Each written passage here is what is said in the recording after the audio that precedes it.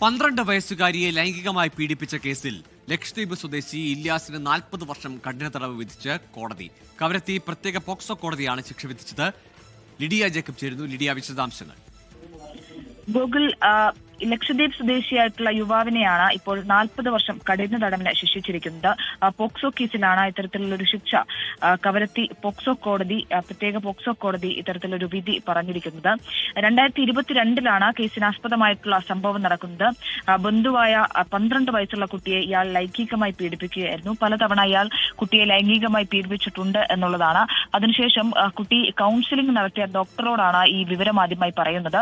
തുടർന്ന് പോലീസിൽ case register ചെയ്യുകയും അന്വേഷണത്തിൽ ഇയാൾ കുറ്റക്കാരനാണ് എന്ന് കണ്ടെത്തുകയുമായിരുന്നു. തുടർന്ന് പോലീസ് ഇയാളെ കോടതിയിൽ ഹാജരാക്കിയ തരത്തിൽ നടപടികളുടെ അവസാനമാണ് ഇപ്പോൾ കോടതി ഇയാൾക്ക് 40 വർഷം കഠിന തടവ് വിധിച്ചിരിക്കുന്നത്. ഒപ്പം 20,000 രൂപ പിഴയും നൽകണം എന്നുള്ളതാണ്. എന്തായാലും ഇന്നാണ് ഇത്തരത്തിലൊരു വിധി കോടതിയുടെ ഭാഗത്തു നിന്നും ഉണ്ടായത്.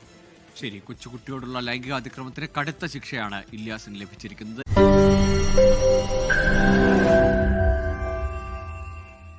ലോകത്തെവിടെയായാലും ഏത് സമയത്തും 24 വാർത്തകളും ഓഗ്മെന്റഡ് റിയാലിറ്റി പാക്കേജുകളും എക്സ്പ്ലെയിനറുകളും വിശദമായി കാണാൻ ഞങ്ങളുടെ യൂട്യൂബ് ചാനൽ നിങ്ങൾക്ക് സബ്സ്ക്രൈബ് ചെയ്യാം.